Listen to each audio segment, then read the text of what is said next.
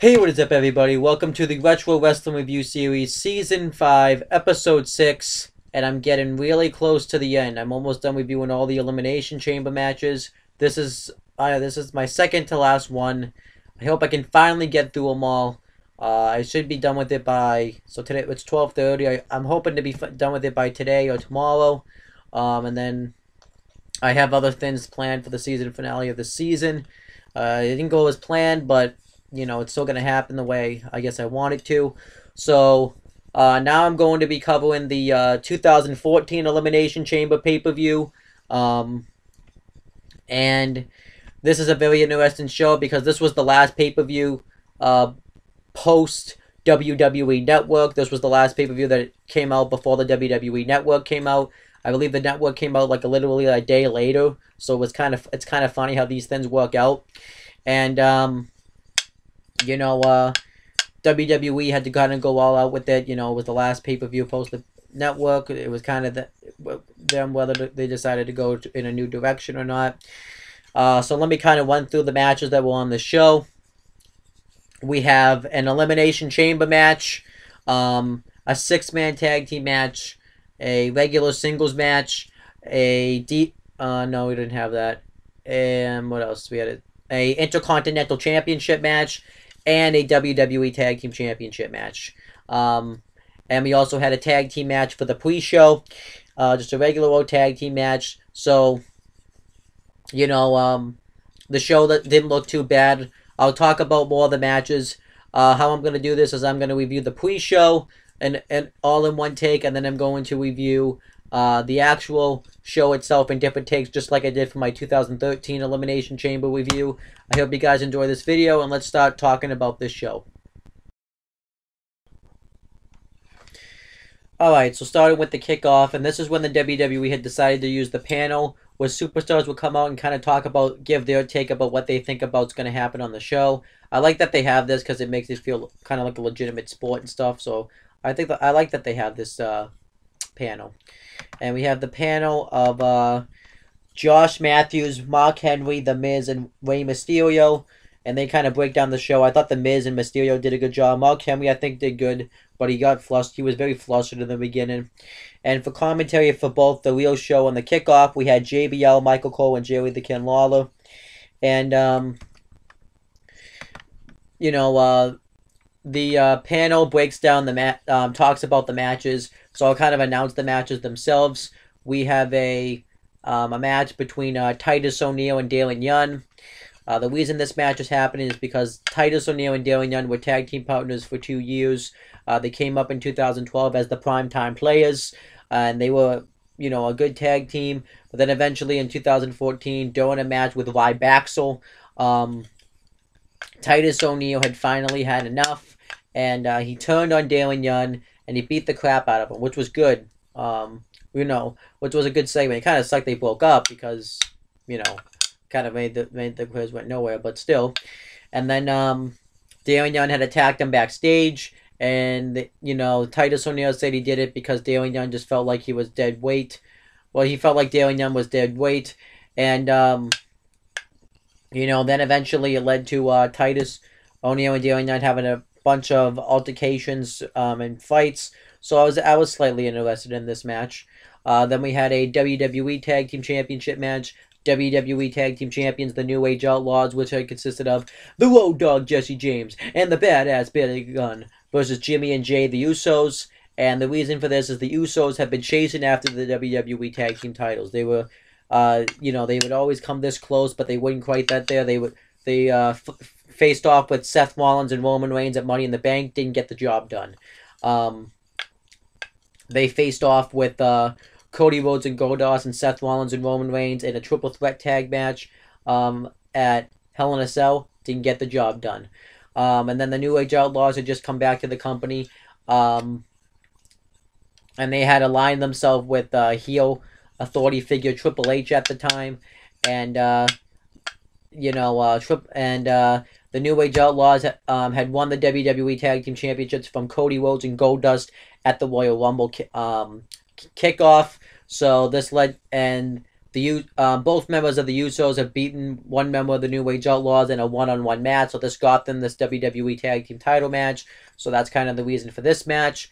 We also had a match, but it was a Intercontinental Championship match. Intercontinental Champion Big E versus Jack Swagger with Zeb Coulter. The reason for this match was because Zeb Coulter wanted to get his guy Jack Swagger into a Intercontinental Championship match. So Jack Swagger, to get it, defeated Kofi Kingston, Rey Mysterio, and Mark Henry in a Fatal 4-Way match. And that was really the main reason for this match. Not a lot of story. Big E had also won the IC title on an episode of Raw from Curtis Axel. So that was kind of the reason behind this match. Any other matches I'm missing before I get to the two main matches? The kickoff, Cody Rhodes and Goldust versus Baxter didn't have a lot of story to it. The two main matches I'm going to get to. So we had the Wyatt six-man tag team match. The Wyatt family versus The Shield. The Wyatt family had consisted of Bray Wyatt, Luke Harper, and Eric Rowan. And The Shield had consisted of Dean Ambrose, Roman Reigns, and Seth Rollins. And these were two factions that dominated 2013. You had The Shield come in. They came in Survivor Series 2012. They took out everybody. They defeated Ryback and Team Hell No in a TLC match. They took out guys like Randy Orton, Sheamus. They defeated Ryback, John Cena, and Sheamus at last year's Elimination Chamber. And they had won the match at WrestleMania. They all were holding championship gold at once, with Ambrose holding the U.S. title, which he still was on the show, and Seth Rollins and Roman Reigns holding the tag team titles. And they had taken out everybody. The Shield were just running roughshod. But then you also had the Wyatt family who came in, who were this new, cool, spooky, unpredictable people who would run roughshod, and they were taking out everybody. And they had just taken out Daniel Bryan, and the main reason for this match was because the Wyatt the Shield were having an Elimination Chamber qualifying match with John Cena, Sheamus, and Daniel Bryan, and the Wyatt family had screwed over Cena, the Shield by attacking Cena. So the Shield lost their chance to fight for the WWE World Heavyweight Championship inside the Elimination Chamber. So the Shield wanted to face the Wyatt family, and their match was granted. And they had a couple of face-offs throughout the week, throughout the next few weeks, and then eventually they had finally come to blows on the Go Home Show episode of Monday Night Raw. And also around this time, they were teasing dissension in the Shield. Mainly, they were teasing dissension between Dean Ambrose and Roman Reigns. So they were kind of showing cracks in the Shield. So overall, I really enjoyed this feud. And, you know, this was a match that I wanted to see the two factions go at it. So it was awesome. Really wish that they had done this at WrestleMania instead. But at least we got the match, so I'm not going to complain about it there. Then we have the final match on the show. It was an Elimination Chamber match for the WWE World Heavyweight Championship. WWE World Heavyweight Champion Randy Orton versus John Cena versus Christian versus Sheamus versus Cesaro versus versus Daniel Bryan. The reason for this match was because Randy Orton had successfully had won the WWE Championship from Daniel Bryan at Hell in a Cell. And then John Cena and Randy Orton fought in a TLC match at TLC to unify both the WWE and World Heavyweight Championship. And Randy Orton had won the WWE World Heavyweight Championship. And then he successfully defended it against John Cena at the Royal Rumble. So that's how Randy Orton got to this match. I already mentioned how Cena, Bryan, and Sheamus got to this match. Sheamus had just come back from injury at the Rumble, and they had defeated the Shield because of the reason I just mentioned. Cesaro defeated Dolph Ziggler to qualify for this match. Christian defeated Jack Swagger to qualify for this match. And everybody in this match had a history with each other. Obviously, John Cena and Randy Orton had a history because of the million matches they've had with each other from their feuds going back to 2007 with their WWE title matches, in 2008 with their WWE title matches and triple threats and fatal four-ways, and then in 2009 with their WWE title matches, triple threats, fatal four ways, I Quit matches, Hell in a Cell matches, and at 1 hour Anything Goes Iron Man matches. And then they had a tables match in 2010, and then they had the matches in 2013, the TLC match in 2013, and then the match at the Rumble of that year. John Cena and Sheamus had a history with each other from the matches in 2009 when Sheamus had defeated John Cena in the tables match, and obviously Sheamus, Cena, and Owen had all been in an Elimination Chamber match together in the past in 2010 and in 2011. And Sheamus and Cena, though, also had matches in Fatal 4, and Sheamus took the WWE title from Cena, and then, they had the steel cage match at Money in the Bank in 2010, then eventually that just ended off the feud, and who else had history with each other? John Cena and Daniel Bryan had a history with each other from the match at SummerSlam 2013, and that was really it. And then Randy Orton also had a history with Sheamus from their WWE Championship matches in 2010, and the Hell in a Cell matches and everything. And he also had a history with Daniel Bryan because Triple H, after Daniel Bryan had beaten John Cena at SummerSlam, Triple H had turned his back on Bryan and helped Randy Orton win the WWE Championship, picking him as the guy because they thought that Daniel Bryan was just a B-plus player. Bryan would defeat Orton at Night of Champions for the title, and then so Bryan then got stripped of the title, and then they had a draw at Battleground. Then at Hell in a Cell, Orton had finally beaten him for the title, so that's where Randy Orton and Daniel Bryan's history came in. And Randy Orton also had a history with Christian from their World Heavyweight Championship matches in 2011, and and then that's really all who had a history with each other. No one else really had a history. But also going into this match was Randy Orton. The Authority wanted to test to see if Randy Orton was really the guy. So they did stuff by having Randy Orton face each guy in the elimination that was in this match in a one-on-one match. He had lost to Daniel Bryan. He defeated Christian, lost to Cena, lost to Cesaro, and then he lost to Sheamus by disqualification because of interference from the Shield. And then other stuff that was going on in this match was they were teasing dissension between Daniel Bryan and Sheamus and Christian because they were kind of going after each other. Daniel Bryan had been placed into a feud with Triple H because of what happened at SummerSlam, and CM Punk had actually walked out of the company around this time, and he was supposed to have a feud with Triple H, but he walked out of the company, so they put Daniel Bryan in that spot instead. So they were kind of building into that feud, and Daniel Bryan was feuding with Corporate Kane at the time, and what else? Daniel Bryan also had and Christian had turned heel by attacking Bryan from behind, and Daniel Bryan was able to pull out a victory against Christian. And everybody in the chamber matches fought each other. Cena was able to pull out a victory against Cesaro, and then obviously Orton and Sheamus had their match. And then on the final build-up, Sheamus had knocked off Christian in a match, and Christian had fulfilled his heel turn by laying out Sheamus right afterwards, and that just kind of led us to this match. So it was very interesting.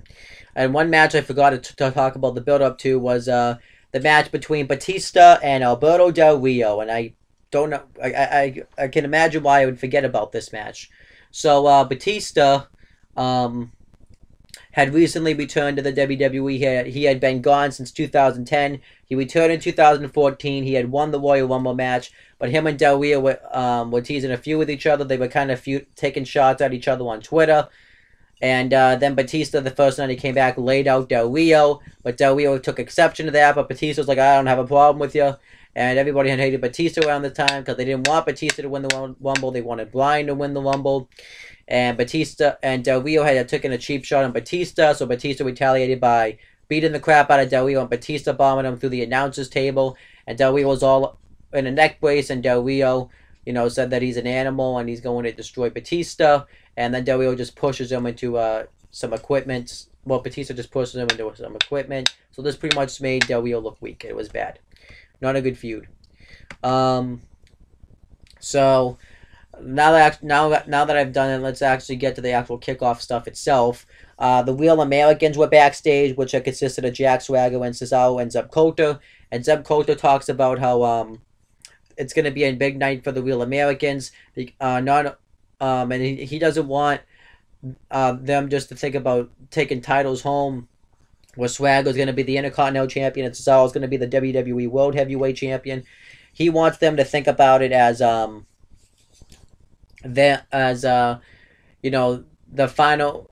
No more people sneaking across the borders. The final, there's going to be more hellos and alohas than olas. He wants them to think about it as instead of them people taking stuff from them, they're actually the ones doing the taking, and then they say we the people. And I thought overall Zeb Colter cut a pretty good promo. Then we had the match on the kickoff. It was a tag team match. Cody Rhodes and Goldust versus Ryback, which consisted of Curtis Axel and Ryback, with Larry the Axe hidden ringside. Curtis Axel's grandfather. It was kind of nice to see him out there. It was unexpected at the time, and it was cool. And Cody Rhodes and Goldust actually needed to rebound after losing their WWE Tag Team Championships, so that's what they wanted this match for. And Cody Rhodes and Goldust dominate the first half of it, and eventually they both hit dives. Cody Rhodes dives on Ryback, and Goldust dives on Curtis Axel.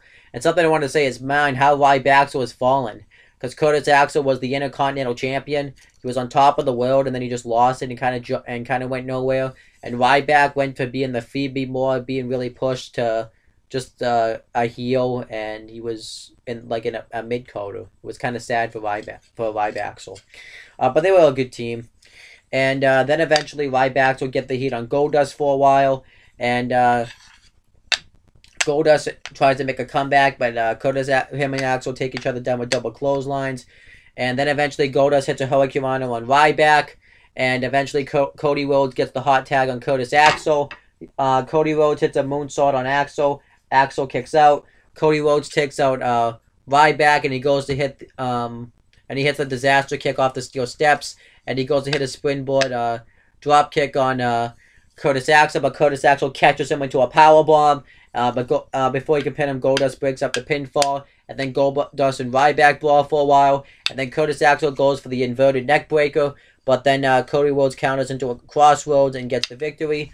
I didn't mind that the Cody Rhodes and Goldust wanted, and I thought this match was good. It was a good pre-show. I just kind of wish Curtis Axel didn't have to lose in front of his grandfather. I thought that kind of sucked. And then the Usos get interviewed, and they talk about how they want to win those WWE Tag Team Championships in honor of their family's legacy. And they said that, they respect the New Age Outlaws' accomplishments. And after tonight, there's going to be 2 words to describe their title reign. It's over. And then that was it. Overall, I thought they cut a pretty good promo. Then afterwards, they just kind of cut to the panel, and they talk about the other matches. And I thought that was good. So overall, I thought the kickoff was pretty solid. It wasn't anything special, but it was solid. Okay, so we have the actual show itself, and it shows a great video package hyping up the Elimination Chamber match, talking about how these guys are going to be going through hell to finally main event WrestleMania, and kind of showing, how they don't have faith in Randy Orton as the face of the company, the Authority, which was really weird that they did that because they were all supposed to be heels, and are they going to put their pride? Are they going to put their health? Are they going to put their body on the line? All for a chance to become WWE World Heavyweight Champion. We're going to find out who really is the man in the WWE. And it shows everyone's destruction in the chamber, except obviously, Cesaro and Christian, since they had been in a chamber match. But overall, I thought this was a good video package. It was good.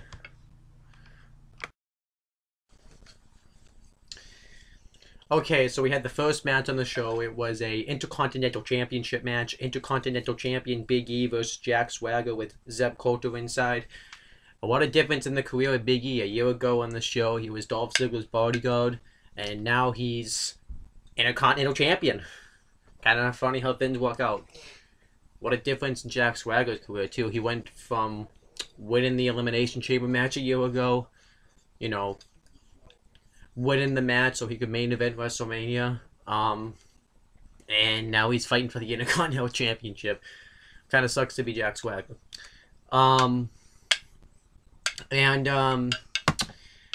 You know, this match I thought was a really good match. Zeb Coulter and Jack Swagger cut a promo, and Zeb Coulter says that that he found out what he did some soul searching, and he found out what the E means in Big E, and it means ending, because tonight Jack Swagger is ending the reign of Big E's Intercontinental Championship. And he says that Big E is not a real Intercontinental Champion because he doesn't represent the continents of North America just like a real American would. And he says that the problem started 3 months ago. The immigration problem got worse when Big E won the Intercontinental Championship, which was kind of funny he said that. And he says that tonight Jack Swagger is going to win the title and bring the Intercontinental Championship back to America, which I liked this promo. And we had the match, and the match actually was a really good match. Big E hits a couple of belly-to-belly suplexes on Swagger. Then they start fighting on the outside. And Big E goes to attack Zeb Coulter, but Swagger tries to attack him from behind. Big E punches him. And then Big E spears Swagger into the steel steps.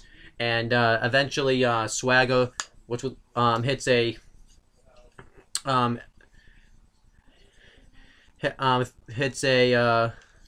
arm drag like right off the top apron onto Big E, and Swagger dominates the matchup for a little while. Swagger hits a big boot on Big E. He hits the Swagger bomb, and he hits he just really takes control of Big E. Works over the injured ribs, and then they both take each other down with double clotheslines. But Jack Swagger's still able to stay in control and hit a clothesline on Big E. But then eventually Big E starts to hit his comeback. And he goes for the splash, but Swagger counters it to a spine buster, and Swagger goes to pin him, but Big E kicks out. And then Big E goes for the big ending, but Jack Swagger kicks out of it. Well, he reverses it and hits he throws him into the steel post. And then eventually Swagger's on the apron, and Big E hits a spear through the ropes, and which looked really cool. And then eventually Swagger gets Big E into the goes for the Patriot Lock, but Big E's able to counter it the first time. And then Big E hits a splash, and he goes for the big ending, but Swagger counters into the Patriot Lock, and he has this move on for a while. So Big E's able to reverse it and kicks him in the back of the head, and hits the big ending for the win and retains his Intercontinental Championship. And overall, I thought this was a really good match. And the aftermath came when Jack Swagger would go on. Actually, I'll kind of mention what happens with Jack Swagger later on in the show. But Big E would go on to, to continue his reign as an Intercontinental Champion, and eventually would drop it at Extreme Rules. And because Big E really wasn't a bad wrestler at this time. The problem with Big E is he just didn't have a gimmick. He just kind of was a wrestler on the roster, so that was kind of the main problem with Big E. But overall, it was a really good Intercontinental Championship match. Okay, so next, Bad News Barrett rises up from his podium. If you didn't know, in 2013, Wade Barrett underwent a character change, and he became Bad News Barrett, where he would just spread bad news to people. I actually thought it was a good gimmick. It was working for him. I feel like it's something that should have been crap, but he turned it and made it into something. And he rises up from this podium, which I think was unnecessary, but he rises up from this podium, and he says that, "I'm afraid I got some bad news." And they had just had the Olympics, and he says that Russia, to the surprise of nobody, had won more Olympic gold medals than America. And he says that all you Americans are going to have to wait 4 years to do something about it. Thank you very much. So overall, I thought I thought that was a good promo, and it's a good way to get heel heat by mentioning stuff that people wouldn't like. So that was good.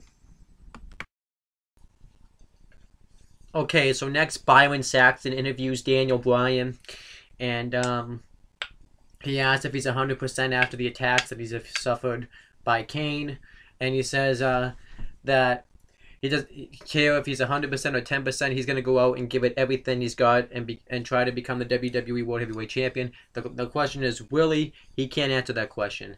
And then he asked like a bunch of questions to get his yes chant over. Asked if he's gonna main event WrestleMania. Asked if he's going to if his opponents are gonna target his shoulder, and he gets the yes chant going. And he was super over with it. And I just can't believe how over he got with that yes chant. It was awesome.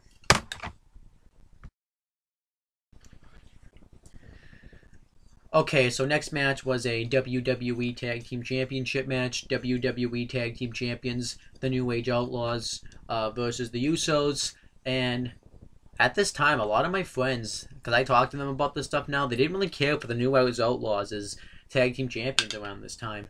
I personally didn't mind it. It was a way to kind of keep the authority angle going by having the New Age Outlaws win the tag titles. Because CM Punk had walked out of the company, I'm assuming this was going to be something that evolved around Punk, where they were going to kind of be the henchmen, just like the Shield were, of Triple H, kind of going up against CM Punk, and that's probably what would have happened had CM Punk not walked out. I really didn't mind it. It was kind of like the last big run as a tag team, and I thought it worked. I didn't really personally mind it. It made sense. It's only for a couple of months. So why not? I thought this match was actually a good match. It wasn't a great match, but I thought it was a good match. The Usos hit and New Age Outlaw. Well, first the New Age Outlaws do their introduction where they say, "Ladies and gentlemen, children of all ages, welcome, to that stick." And then Billy Gunn says, "Suck it." They do pretty much the DX intro, and then the Usos come out and do their intro. I used to love the Usos intro. I thought that was really good, and Billy Gunn and one of the Usos starts chain wrestling each other, and eventually the Usos get the upper hand on the New Age Outlaws. They go to hit a couple of dives on them, but the New Age Outlaws move out of the way. And then Billy Gunn dominates, hits an arm drag to Jimmy Uso into the turnbuckle. So the New Age Outlaws dominate the Jimmy Uso for a while. Then eventually Jey Uso gets the hot tag on Billy Gunn, and he hits a sloppy-ass Samoan drop on him. I thought it looked like crap. And eventually he goes for the hip attack in the corner, but Billy Gunn gets on the apron, he knocks him off, and then Jimmy Uso hits a dive on Road Dogg, but then Billy Gunn takes him out with a clothesline, goes for the Famouser, but Jey Uso counters it, and he hits a super kick on Billy. He covers him, Billy Gunn kicks out. Then eventually Jey Uso hits a super kick on Road Dogg, and Billy Gunn beats him with the roll-up. And I was fine with the New Age Outlaws winning and maintaining their titles here, just because it was building up to the Usos finally getting their tag title match, and it just was not the time to have it here, so I thought that was fine. And obviously the aftermath of this was on an episode of Raw, the Usos would go on to win the WWE Tag Team Champions from the New Age Outlaws, which I personally think they should have won their first tag titles at WrestleMania because it would have been more memorable. And the Usos would go on to defend and retain the tag team titles at WrestleMania, and the New Age Outlaws would team up with Kane to face the Shield at WrestleMania.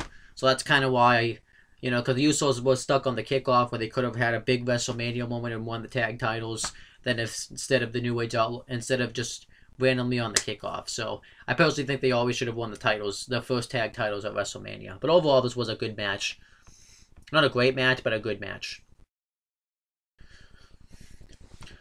Okay, so next, Bad News Barrett has another promo segment, and he cuts a promo saying that tonight Daniel Bryan is not going to win the WWE World Heavyweight Championship, because he says he has bad news for the Daniel Bryan fans, and he says that when he doesn't, all the fans are going to turn on him, and that will be the end of the Yes movement. And then he does the Yes chant mocking him, and all the fans start chanting no at him, and then he says, "Thank you very much." And I thought what he said actually was a good way to get heel heat, and I thought what he said was actually awesome too, so I thought it was good.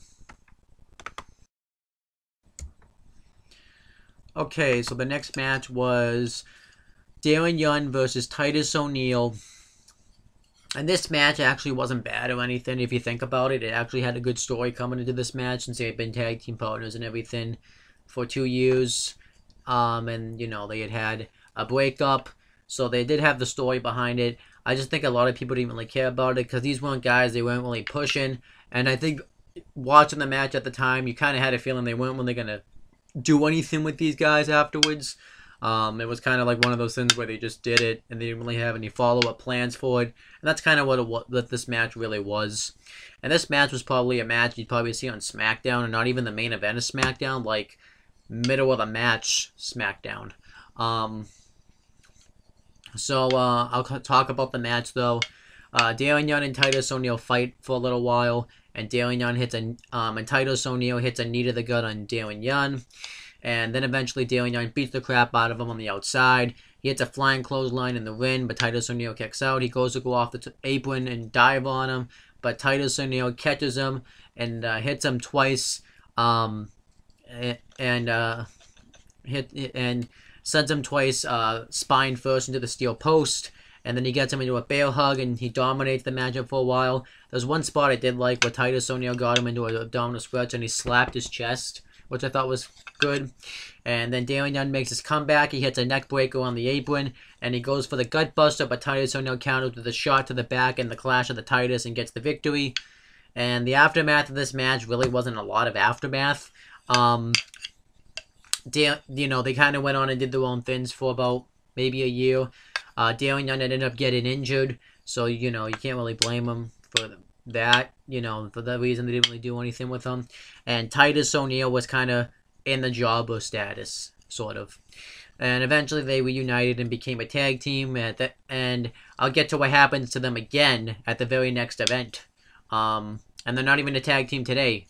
They're actually pretty much in the exact same role, where Daniel Young's a babyface and Titus O'Neil's a heel, except Daniel Young is doing the whole "let's make Daniel Young great again" thing, and Titus O'Neil is doing the whole Titus brand stuff. So, none of them's benefited from this match, which we knew was going to happen.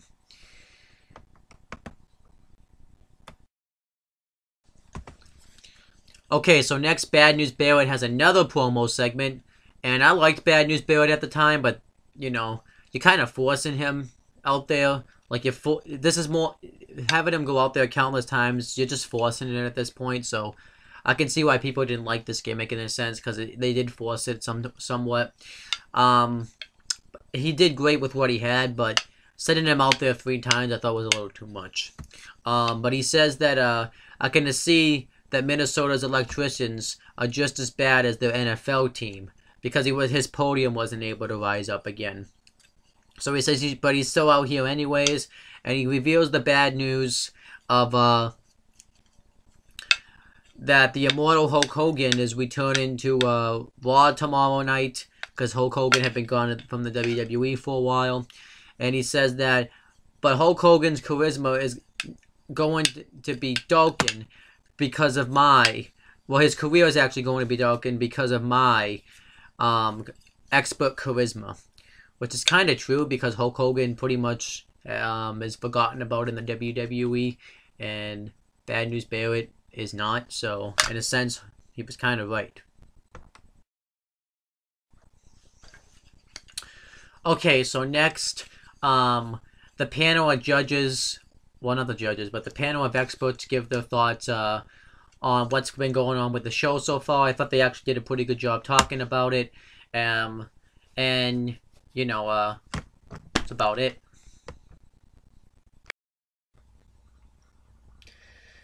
Okay, so then we had the next match. It was a 6-man tag team match. The Shield versus the Wyatt family. The Shield had consisted of Roman Reigns, Seth Rollins, and Dean Ambrose, who was the United States champion. And the Wyatt family had consisted of Bray Wyatt, Luke Harper, and Eric Rowan. The video package they played hyping up this match I thought was fantastic. And this match was a match everybody was really hyped for. The Shield comes out and makes their entrance, and this is when Ambrose started wearing the jacket to his matches. And this is when they were starting to really kind of push the fact that Dean Ambrose was kind of crazy, which I like that they were doing that, and that Rollins was the architect, that he was the high flyer, and Roman Reigns was the big powerhouse. And the Wyatt family make it their entrance, which I always love their entrance with it's Wyatt blowing out an LED uh, light bulb and coming to the ring, and then he blows it out sitting in his rocking chair. I really miss that entrance. It's not the same anymore. He even goes. I even like what he would say. We're here. And then eventually he would add on, wherever they were at, if it was in Boston, if it was in Chicago or whatever. Um, and this match wasn't just, deciding, uh, you know, uh, a match on based on vengeance. This was to decide who the most dominant team in the WWE history. This was the first time we had two factions that were really dominant. We had the Shield, who dominated the WWE for a year, and then all of a sudden the Wyatt family come in and they dominate the WWE, and they had little altercations with each other, but not too much. I know we already talked about the build-up, but this was the stuff I think I should have said. So the match starts off, and everybody immediately just starts chanting, "This is awesome," before they even come to blows with each other, which I love the fact that they did that. And the Shield have a little bit of a face-off with the Wyatt family, and eventually Dean Ambrose goes right after Bray Wyatt, and the Shield starts brawling with the Wyatt family, and the Shield ends up standing tall, which was cool. And obviously you could tell that the Shield were working babyface in this match, because the Wyatts were supposed to be the big heels going into this match, so I thought that made sense. And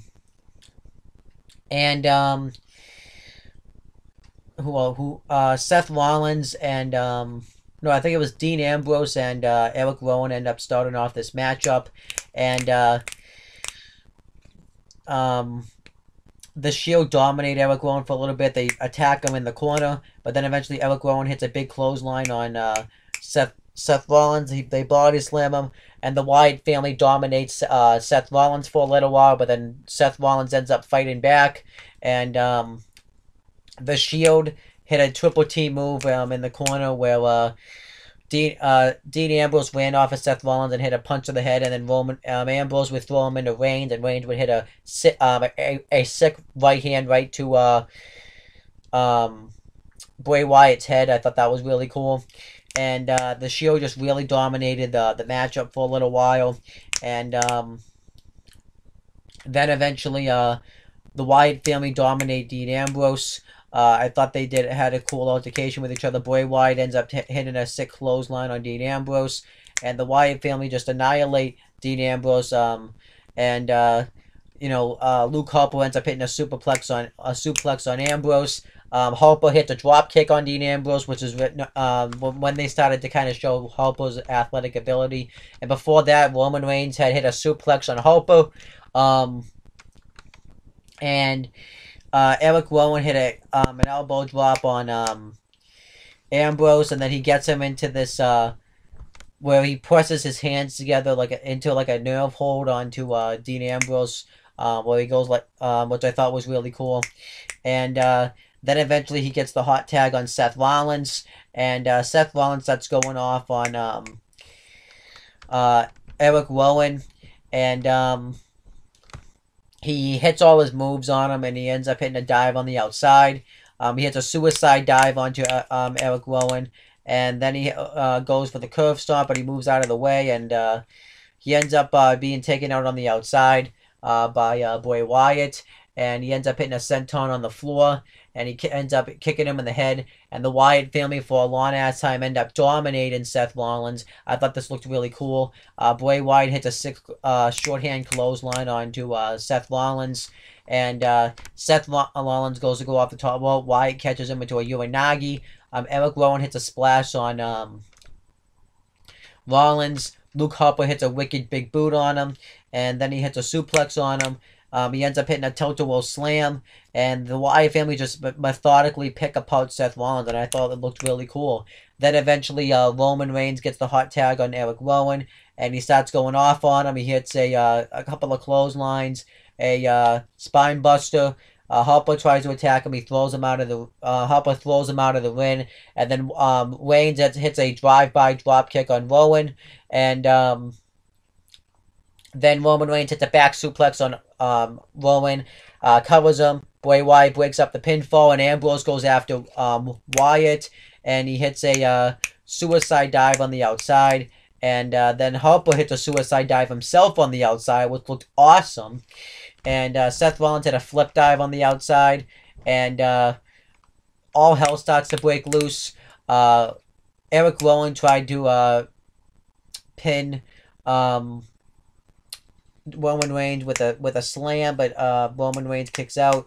Roman Reigns hit a roll up. Eric Rowan kicks out, and then eventually Rollins and Harper are brawling by the announce table, and Rollins tails it apart. Bray Wyatt attacks him, and then Dean Ambrose attacks Bray Wyatt, and Wyatt and Ambrose fight into the crowd. So then it's just down to Rollins and Harper, and Reigns and Rowan, and Rollins is gonna hits Rowan with the television monitor, which the referee didn't see, and he's going to put him through the announce table, but then Bray Wyatt attacks him from behind, and we don't know what happened to Dean Ambrose. Dean Ambrose is just gone. We don't know. They kind of played this up later on in an angle where we didn't know whether or not Ambrose got taken out, or he ended up just kind of disappearing, and then left Rollins and Reigns defend for themselves. And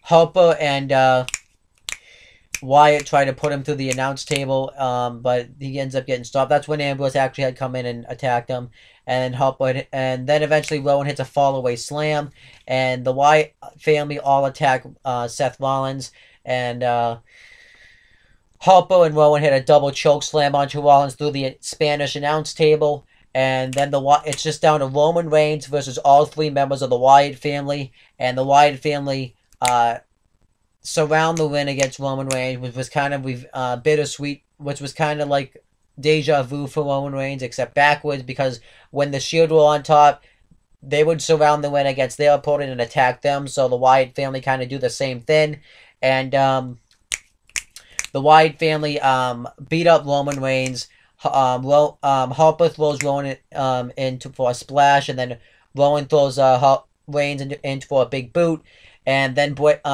Harper sacrifices Roman Reigns to Bray Wyatt so he can hit the Sister Abigail on it, and Wyatt goes for it, and then eventually Roman Reigns is able to power out of it, and Roman Reigns does the best he can to fight back. He hits a Samoan drop on Wyatt. He throws Harper out of the ring. He hits a Superman punch on Rowan, a Superman punch on Wyatt, and Roman Reigns is actually doing a good job fighting him off. He goes to hit the spear on Wyatt, but then he ends up spearing Harper instead, and then Bray Wyatt hits a forearm and hits a Sister Abigail onto Roman Reigns for the victory, and the Wyatt family ended up going over, and the Wyatt family ended up looking strong, because this was at a time when they were really pushing the Wyatt family, mainly Bray Wyatt. So this actually just made the Wyatt family look strong, because Bray Wyatt had already had a victory over Daniel Bryan, and now he had a great match with the Shield and had a victory over the Shield.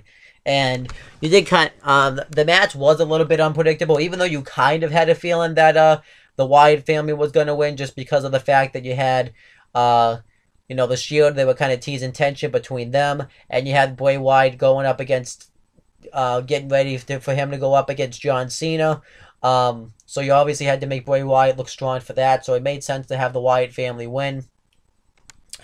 And I thought this match was just booked perfectly. I thought they, it was just the match itself was just a good back and forth match. Nobody really looked weak. Everybody looked good in the match. Even Eric Rowan looked good in the match. And I like the storytelling of the match, where they had this was kind of when the Shield had fully turned babyface. It was doing the feud with the Wyatt family, which was awesome. And I really enjoyed that. I like the stuff they did with Dean Ambrose, having him disappear, which kind of, teased the tension even more between the Shield. And I like the stuff they did with Roman Reigns, where they made him, where they had him have to go 3-on-1, because the company really wanted to push Roman Reigns. And the company, I thought, still made Roman Reigns look like a badass. Roman Reigns was really over in the Shield.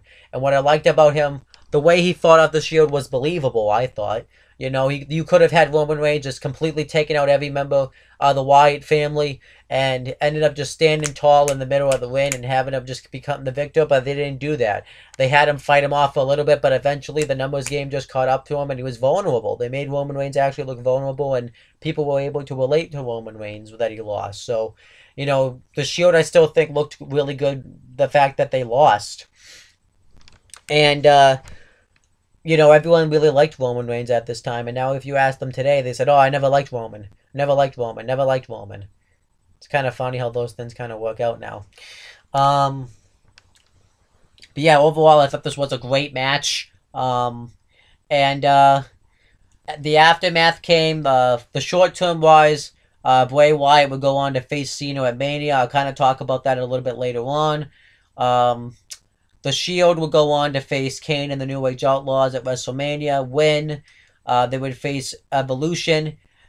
Just it was great to watch 6-man tag team matches in 2014. If nothing else, you know, you had the Wyatt's Shield matches and you had the Wyatt's. No, you had the Evolution Shield matches. They were great. Um, and they even had the Shield and Wyatts had a couple of more 6-man tag matches where the Wyatts won one, then the Shield won the next one, then the Wyatts won like the final matchup they had with each other. And then eventually the Shield would go on to break up because Seth Rollins stabbed him in the back. And I talked about it in my last season, the Shield. All three of them have become huge stars. Seth Rollins has held the WWE title. He was the Money in the Bank contract holder. He's the first one ever to hold both the US and WWE title. He what else did he do? He's a two-time WWE champion, actually. He's the first and only superstar to cash in his Money in the Bank contract at WrestleMania. And he's defeated legends up to like Cena, Randy Orton. He's defeated future Hall of Famers. And Dean Ambrose would go on to win the Intercontinental Championship. He's a two-time Intercontinental Champion. He was the main guy on SmackDown when they had the brand split the second time, which is the one that's going on right now. Dean Ambrose would become a WWE. Well, he'd become a Money in the Bank winner. Then he'd become the WWE champion. And Roman Reigns would go on to win the Royal Rumble match. He is a 3-time WWE champion, a United States champion, and he's also a powerhouse. He's pretty much the main guy. He's main event. 2 members of the Shield have main evented WrestleMania. All 3 members have held the U.S. title. And all 3 members hold the WWE Championship in one night at Money in the Bank 2016. First, Reigns had it walking in. Then Rollins won it from Reigns. And then Ambrose cashed in his Money in the Bank contract on Rollins. And all of them have had amazing feuds. Ambrose and Rollins had an amazing feud with each other with lumberjack matches and Hell in a Cell matches and ladder matches. And just regular one-on-one matches, Falls Count Anywhere matches. And Rollins and Reigns had an amazing feud with each other. They had a match at Money in the Bank. Reigns and Ambrose had a great tournament finals match for the WWE World Heavyweight title. I believe at Survivor Series 2015. And then eventually they all had that triple threat match at Battleground 2016, a match we had wanted to see for a while. And the Shield went far, the future stars. Not so much for the Wyatt family, though. Like I said, I will get to them. Well, I guess I'll say what happens to them because I'm thinking about it. Eric Rowan's injured, but he just sucks. The Wyatt family, Bray Wyatt, pretty much went on to lose to John Cena at WrestleMania, which shouldn't have happened. Defeated him in a steel cage match just because a little kid interfered. Where Cena pretty much beat him in a 3-on-1 match. Lost to him at Payback. All 3 members of the Wyatt family lost at Money in the Bank. Wyatt lost the WWE World Heavyweight Championship ladder match, and Harper and Rowan lost to the Usos in the WWE Tag Team title match twice. And then the Wyatt family kind of fills it out. And for some reason, Bray Wyatt set them both free, so they went on to do the singles pass. Luke Harper has held the Intercontinental title, but it wasn't anything memorable. Bray Wyatt had a lame feud with Dean Ambrose, and Eric Rowan had a lame feud, and a lame babyface run, and then eventually they just reformed the Wyatt family, and then eventually they broke up again because of the brand. Well, they didn't really break up, but they ended up getting transferred to SmackDown because of the brand split. Eric Rowan is injured, and Luke Harper is now a babyface, and Bray Wyatt had been in the company since 2013, and in 2016 He's only hold the SmackDown Tag Team titles, and he held them for like a month. So Bray Wyatt really did not benefit at all. He got buried bad.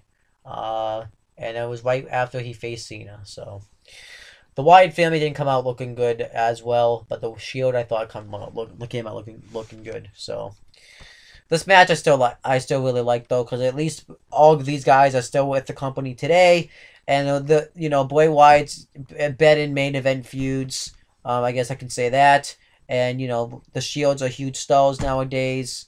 Luke Harper's at least gone on to become an IC champion, and Eric Rowan's done nothing. So at least some people went somewhere. At least someone went somewhere from this, except for Eric Rowan. Okay, so next Christian gets interviewed, and Renee Young asked him, since he's had a couple of losses and he was the only one that Randy Orton defeated in the gauntlet, Christian's like, "What's your point?" "Oh yeah, right, you don't have one." "Well, I have a point." And he says that he doesn't really consider those losses because he mentally beat himself, and he said that when he came back to the WWE, he promised he would become WWE World Heavyweight Champion, and uh, he said he's gonna rethink his game plan, and then he says that all the competitors in the WWE universe are gonna make the mistake of underestimating him because tonight he's walking out WWE World Heavyweight Champion. So overall, I thought he cut a pretty okay promo. Okay, so next we had a Divas Championship match. Divas Champion AJ Lee versus, well, it was a mystery opponent, which I'll get to in a second. And AJ Lee was accompanied by Tamina Snuka. So I'll kind of talk about the build-up a little bit. So I'll say this. The Divas division actually was getting better around this time. AJ Lee had won the Divas Championship at Payback 2013, and she was finally someone in the Divas division that could wrestle and could win legitimately to the Divas title, which she did for a little bit. She had and the Divas had finally gotten their own show, Total Divas, and it was good. The Divas division was finally starting to move into somewhat of a positive direction. So I thought that was good. It still had its flaws, like it was still called Divas. They still weren't given many storyline, and they still got like dead spots on the show, but it was getting better. And AJ Lee comes out, and she says that she was supposed to defend her Divas. Well, she talks about how she's the longest reigning Divas champion of all time. I think she said she was at 205 days reign, and she says that she has no competition in the Divas division, and she was supposed to face Naomi, but since Naomi broke her eye, well, she said her face,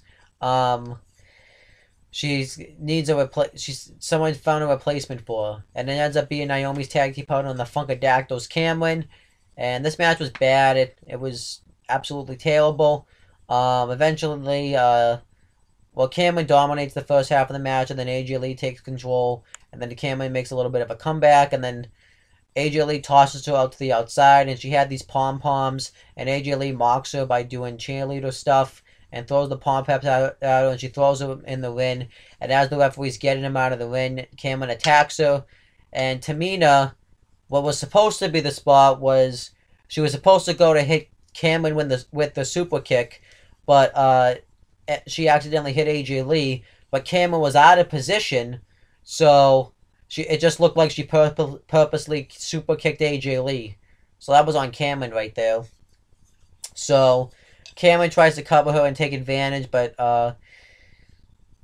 Tamina breaks up the cover, and Cameron goes to dive on her. Tamina moves out of the way and takes her up with a clothesline. And then afterwards, we find Cameron wins the match by disqualification, but since titles can't change hands off a count out or a disqualification, AJ Lee retains the title. And this was kind of starting some dissension between AJ Lee and Tamina, which I personally thought didn't work. And this whole match was just bad. And this would lead to, at WrestleMania, AJ Lee going into that Divas Invitational and defeating every woman on the roster. So that's kind of where it led to. So, and now AJ Lee and Cameron both still aren't even in the company today. Cameron, thank God, because she sucked. And AJ Lee, it's kind of a shame, because this was around the time when CM Punk had quit, so everyone would chant CM Punk during the matches. And AJ Lee, I just don't think really wanted to be in the WWE anymore. I don't know if she definitely. I don't think she necessarily wanted to be there, but I think CM Punk probably was goading her into leaving, kind of. But and he wouldn't probably say that. I don't think he did it purposely, but he would mention stuff about it, and he was trying to. I think he was secretly trying to get her to leave. He wanted her out of there, and that's exactly what happened. So, it just was not good. Okay, so next, Bad News Barrett cuts another promo. And I did say you're kind of forcing it with Bad News Barrett, which I say they were, but he was definitely needed here after that awful Divas title match. And he says that thanks to those idiots in Minnesota breaking his podium, the good news is he can now deliver. He now has more time to deliver bad news, or he can deliver more bad news, something like that. And then he says that at 9 a.m. Eastern Time, the WWE Network is open for business. But the bad news is that adult males are going to spend so much time watching the network that they're going to lose their jobs. Kids won't go to school, so they'll be expelled from school.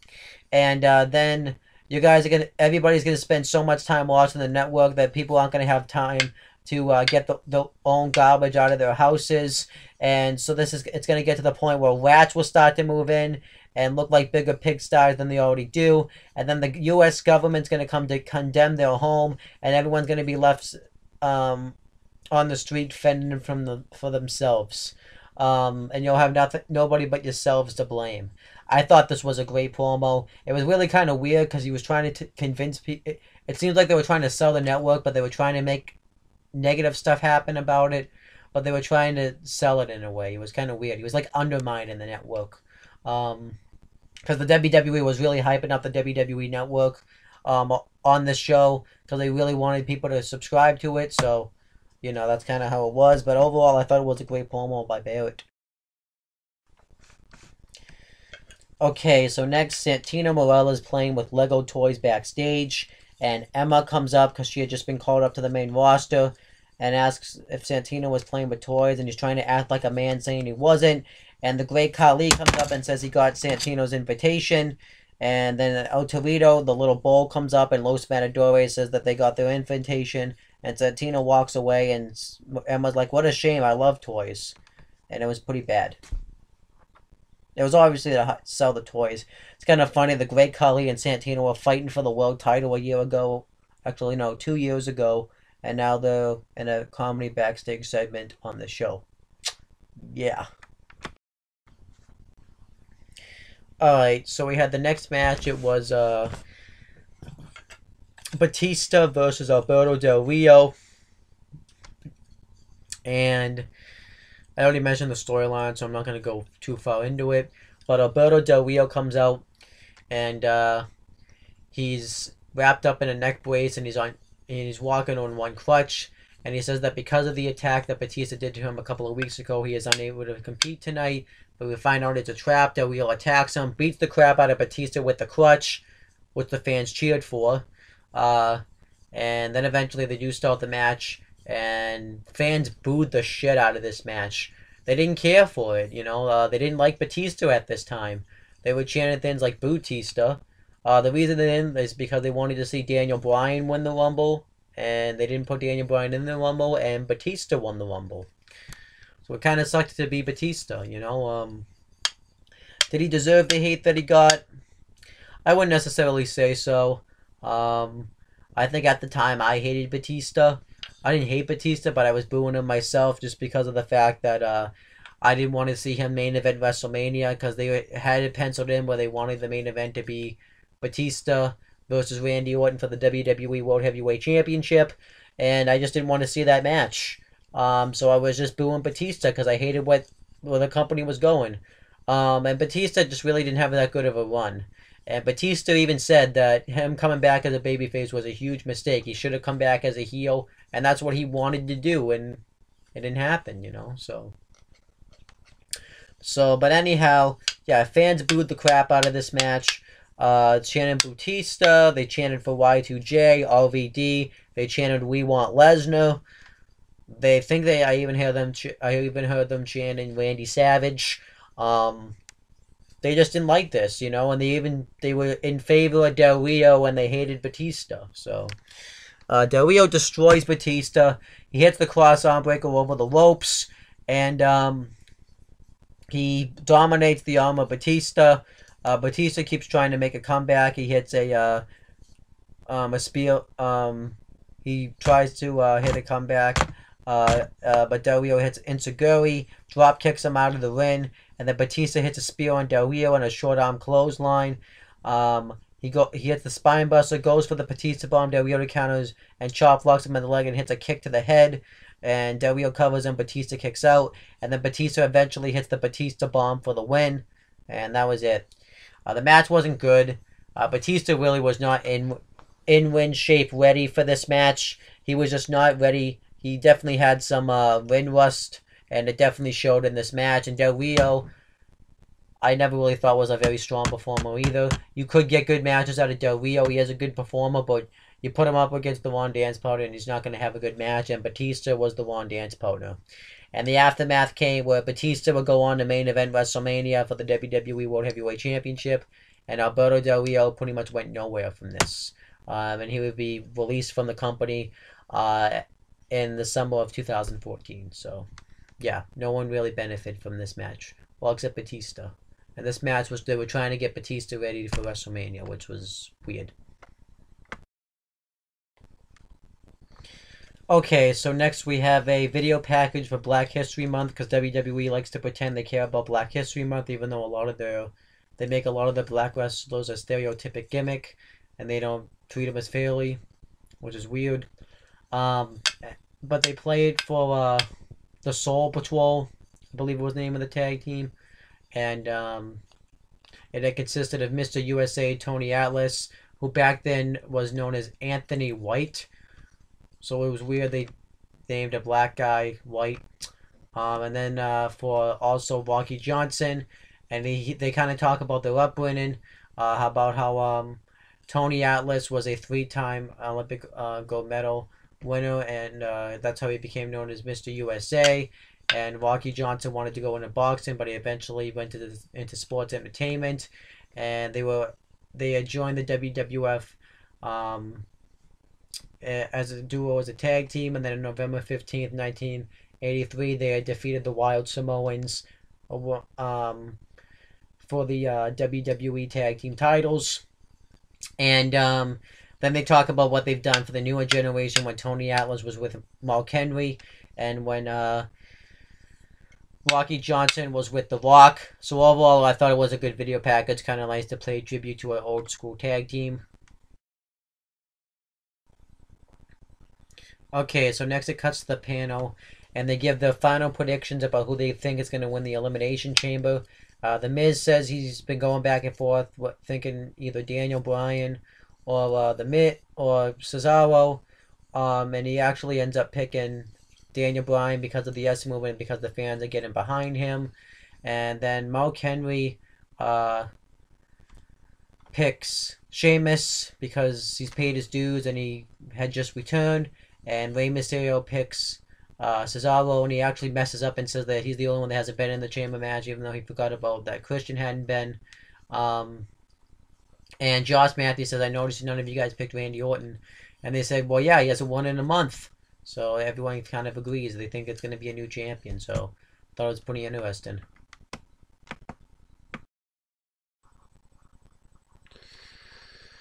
Okay, so next it shows a video package hyping up the Elimination Chamber, and going through the rules, going through the statistics, and how superstars only have a 1 in 6 chance winning. This is all to get them to the main event of WrestleMania, and I think the video package is good, but now it's getting to the point where I've seen it so much that it's just the same thing. It could change a little bit.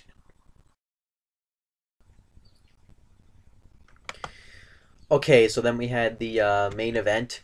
It was an Elimination Chamber match for the WWE World Heavyweight Championship. WWE World Heavyweight Champion Randy Orton versus Christian versus Sheamus versus Daniel Bryan versus John Cena versus Cesaro. And Cesaro was accompanied by Zeb Cotto in this match. And something I forgot to mention in this match was two other people that had a history with each other was Daniel Bryan from the United States title matches in 2011 and the World Heavyweight Championship matches from 2012. So that was interesting. And and also too that Randy Orton still was holding both championship belts. They just called it the WWE World Heavyweight Championship, but he was still carrying both championships with him. So I thought that was interesting. So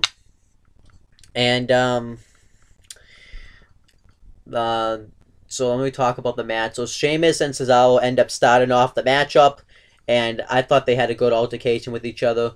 Cesaro immediately. I always thought, by the way, too, it was kind of awkward that, like I said before, Cesaro was now pro-America. He was the real American. A year prior to the show, he hated America. And I always thought that was weird. But the match starts off immediately with Cesaro. And I always thought it was kind of weird, too, that since the Authority had hated Daniel Bryan, that they didn't have him start off the matchup. They actually let him be locked in one of the pods, so I thought that was kind of weird. But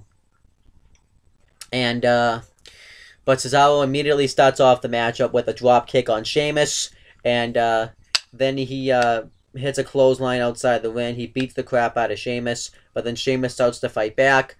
He clotheslines Cesaro in the ring. He hits a suplex in the ring, and then he hits the 10 beats of the baboon on Cesaro, and then he tries to suplex Cesaro in the ring, but Cesaro is able to fight out of it. Well, he's able to block it, and Cesaro tries to suplex him outside the ring under the steel grated on the floor, but Sheamus blocks it, and then Sheamus ends up, and he does end up doing it, but Sheamus ends up landing on his feet, and Cesaro fights, and Sheamus ends up fighting back. He throws Cesaro head first into the chain link fence, and then Cesaro throws Sheamus back first into the spine first into one of the pods, clotheslines him in the ring, and then they fight, and then Cesaro clothesline hits just a regular clothesline on Sheamus. Covers him, he kicks out, and then Sheamus goes to go off the top rope, but Cesaro catches him, and Cesaro ends up hitting a belly-to-belly off the turnbuckle, and then they're both laid out, and then the first guy comes in. It's Daniel Bryan, and he goes off on everybody. He goes off on both Sheamus and Cesaro. He hits a double drop kick on both guys. He hits the yes kick on both guys. And he hits and he was really over in this matchup too. And he hits one on the to Cesaro right in the back of the head. And he covers him, but Cesaro kicks out of it. And then he hits one on Sheamus in the back of his head. He covers him. He kicks out of it. And then he gets Sheamus into a submission move. And Cesaro tries to break it up, but Daniel Bryan ends up countering with a bridge suplex. And he tries to pin him at the same time. He has Sheamus in the submission hoop, but Cesaro kicks out of it. He tries to pin Sheamus afterwards while he's in this move. Sheamus kicks out of it. And then eventually Sheamus tries to throw Bryan into the chain link fence, but Bryan fights out of it. Then eventually Cesaro tosses Bryan shoulder first through one of the pods, and which looked really cool because his shoulder was all taped up. And then it comes down to just Sheamus versus Cesaro, and Sheamus hits the Rolling Thunder on the outside under the steel grated on Cesaro. He tries to cover him, but Cesaro kicks out of it. And what else? So they continue fighting with each other. Sheamus goes up on the top rope and he's going to take out Cesaro. But then the next guy comes out. It's Christian. He pushes Sheamus off the top rope. And then he beats the crap out of Daniel Bryan. He works over the injured shoulder. He was actually the one that originally had injured Daniel Bryan's shoulder when he had turned heel. And I kind of like the way they were setting up the new Christian. He realized this was going to be his last chance to get a shot at the WWE World Heavyweight Championship. He didn't have a lot of time left because of his career. So, he brought on this new aggressive attitude, and I thought it was working for him. And then he throws Daniel Bryan 3 times shoulder first into the chain link fence, and then he attacks Sheamus. And he throws him into the chain link fence.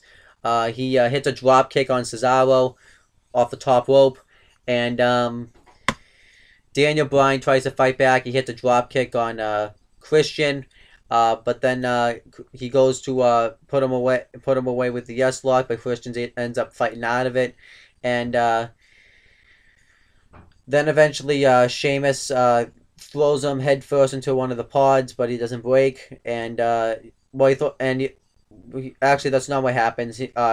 Christian catches himself onto the chain link fence. He goes to take out Sheamus, but Sheamus catches him into a power bomb into the chain link fence, and the match continues, and Cesaro attacks Sheamus over by where the pod is, but that he threw Daniel Bryan is, and he takes the Lexon glass and he just tosses it in Sheamus's face, and he throws Sheamus down. He hits a double stop while the glass is on him. Obviously, you could tell this was clearly plastic, but I still thought it looked like a cool spot.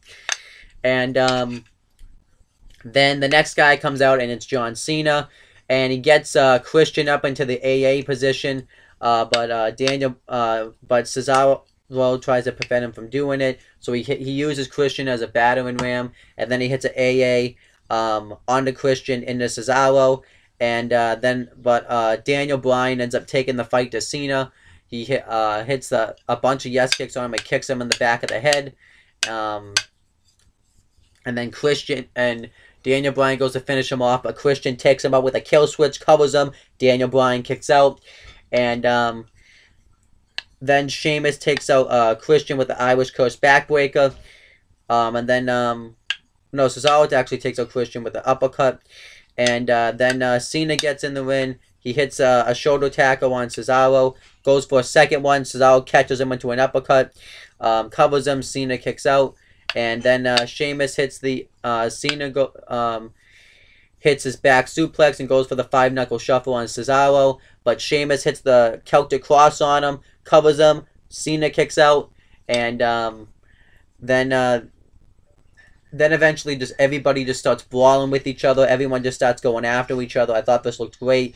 Everyone's just kind of fighting with each other as Randy Orton watches from the pod. And I like that they made Randy Orton come in last, because you could obviously see that the Authority probably set that up where Randy Orton was going to come in last, which I thought made total sense.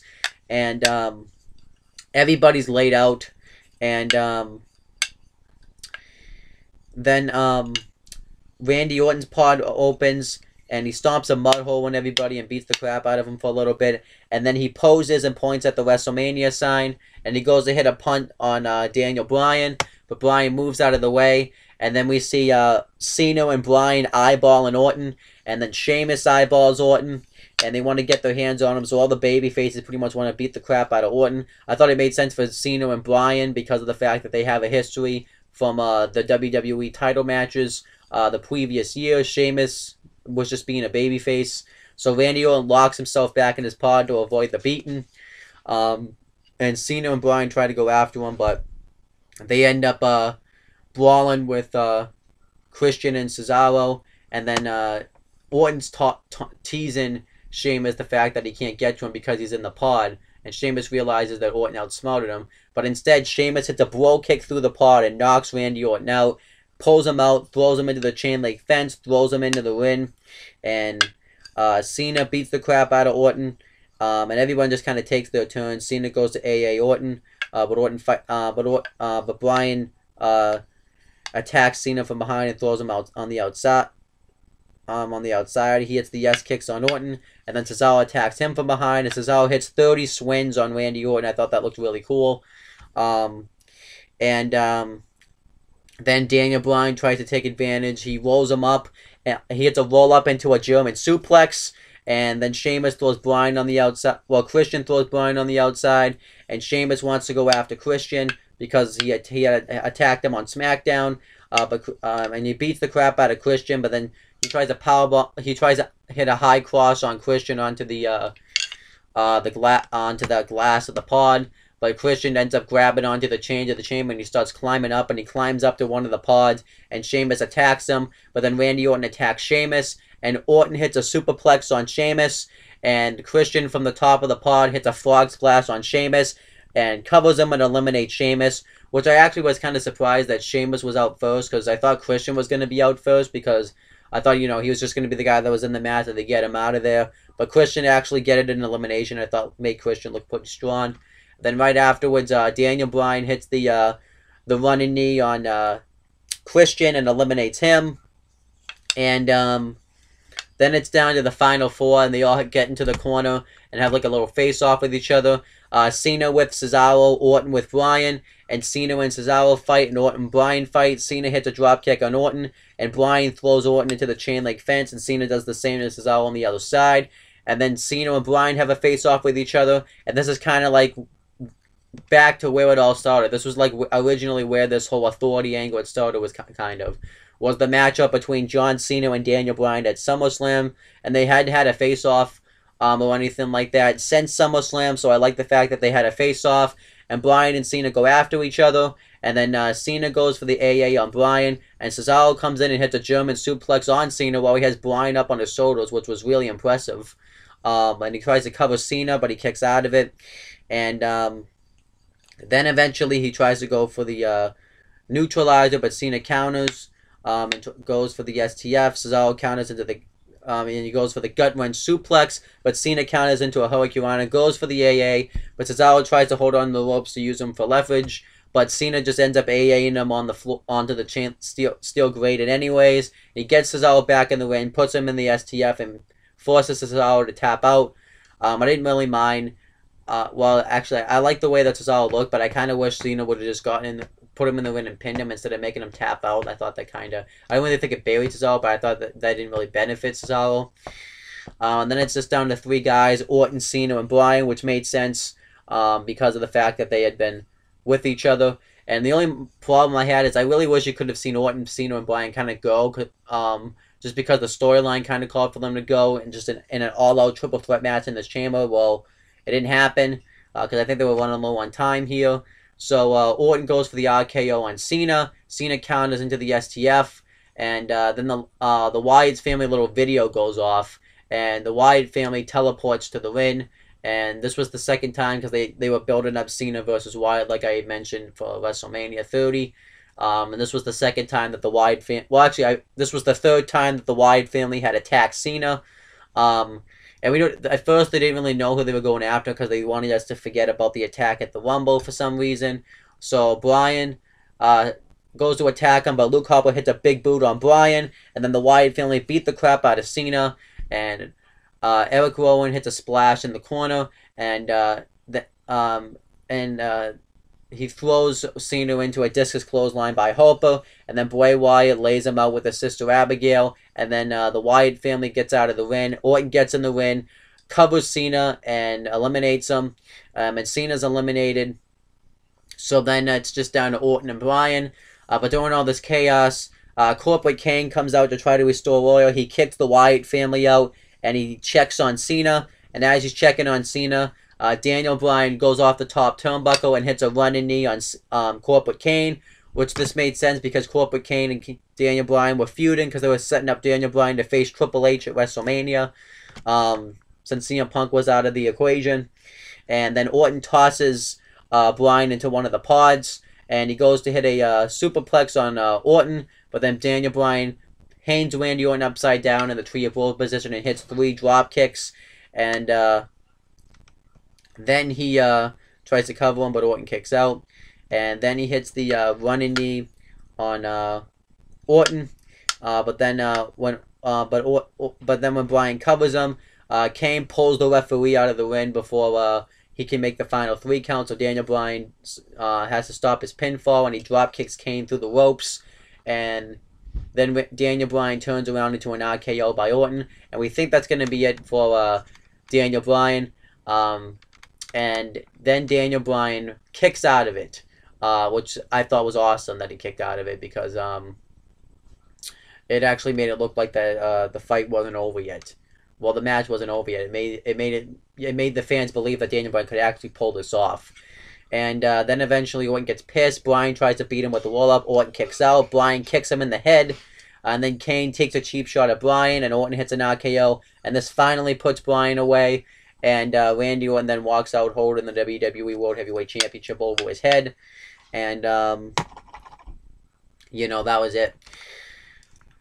So at the time, I hated this because I was leading to because it was leading to Randy Orton versus Batista at WrestleMania, which I thought was happening at the time, and they were going to leave Daniel Bryan out of the main event, because no one wanted to see Orton versus Batista, and Daniel Bryan belonged in that spot because they had been building up that story for him, and I wanted Daniel Bryan to win the title here so he wouldn't have to see Orton versus Batista, but looking back at it now, this match I thought was really good.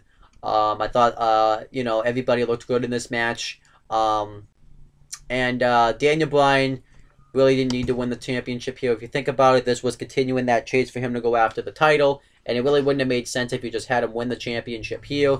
On it, you know, you want to do it at a big stage like a WrestleMania or something. And the chase, you could still do more with the chase. And it really wouldn't work. It really wouldn't have worked with the whole Triple H angle if he had won the WWE World Heavyweight Championship at you know, Elimination Chamber. And then all of a sudden he's feuding with Triple H. Well, yeah, you could have had him feud with Batista, but Triple H was the direction to go with. And obviously you had to have Randy Orton win because he had lost to every guy in the match, and he had looked really weak coming into this match. So Randy Orton really needed to look like a viable competitor and actually retained his title, so, you know.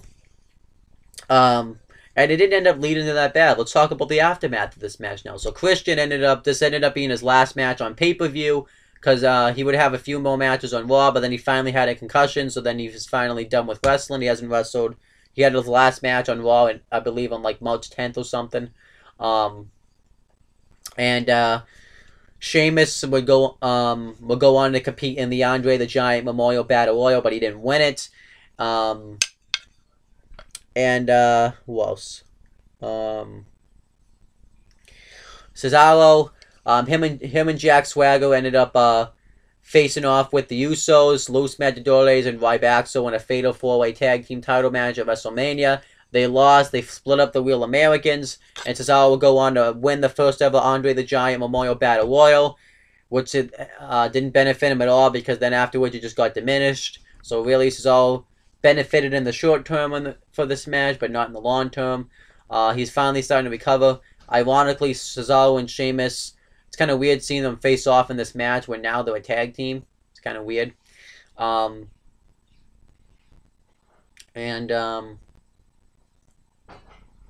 So Cesaro, Christian, Sheamus, I kind of covered them. John Cena kind of set his path going after, because I kind of talked about it earlier in the video. Daniel Bryan and Randy Orton's path both kind of led to the same place. Randy Orton would go, so Daniel Bryan would go on to challenge Triple H to his match at WrestleMania. And the stipulation was whoever won would get added to the WWE World Heavyweight title match, so because fans really didn't want to see that match. They wanted to see Daniel Bryan in the main event, and the fans made that change, which, you know, it showed that if you rebel against something, you can make a change, which I think is a good message. Yeah,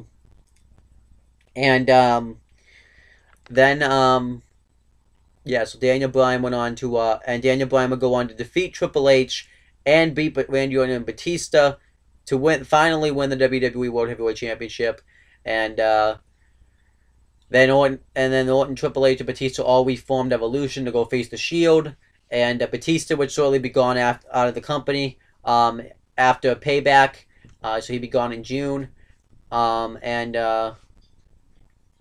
Randy Orton and Triple H continued the alliance, and then eventually Seth Rollins would join up with them with the Authority and everything.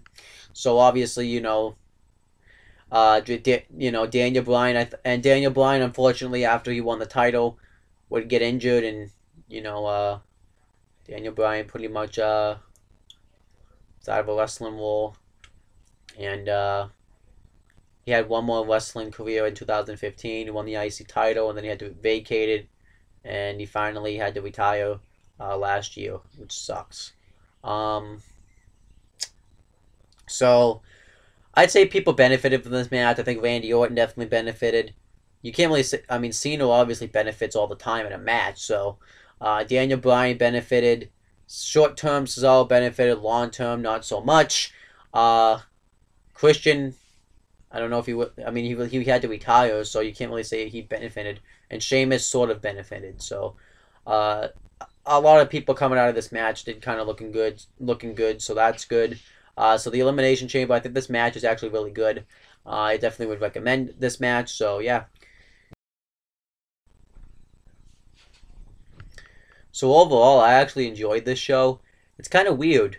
Um, this is kind of one of those shows where watching it at the time, my viewpoint was different about it, and now watching it now, my viewpoint is very different.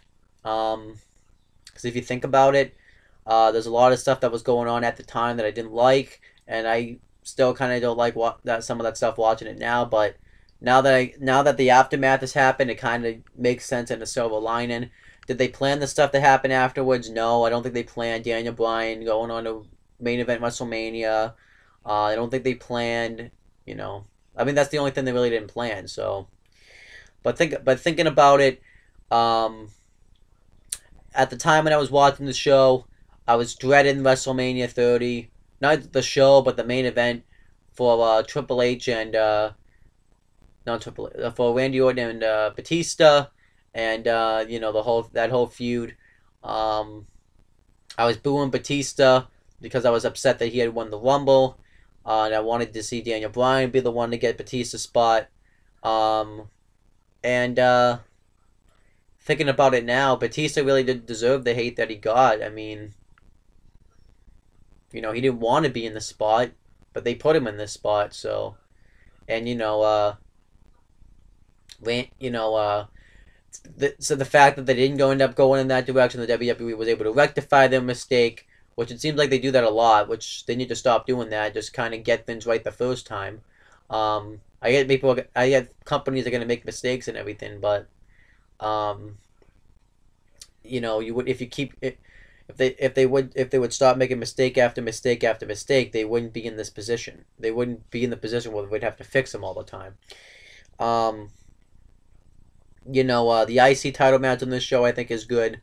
Um, the WWE Tag Team title match is good. It does kind of piss me off nowadays that watching this match today that the Usos didn't win the titles at WrestleMania. Instead of you, you, you know, instead they just won them on Raw like a couple of weeks later. Darren Young, Titus O'Neil. I mean, I feel about it now how I felt about it back then, so hasn't changed all that much. Um, the Wyatts versus the Shield, I still feel the same about it.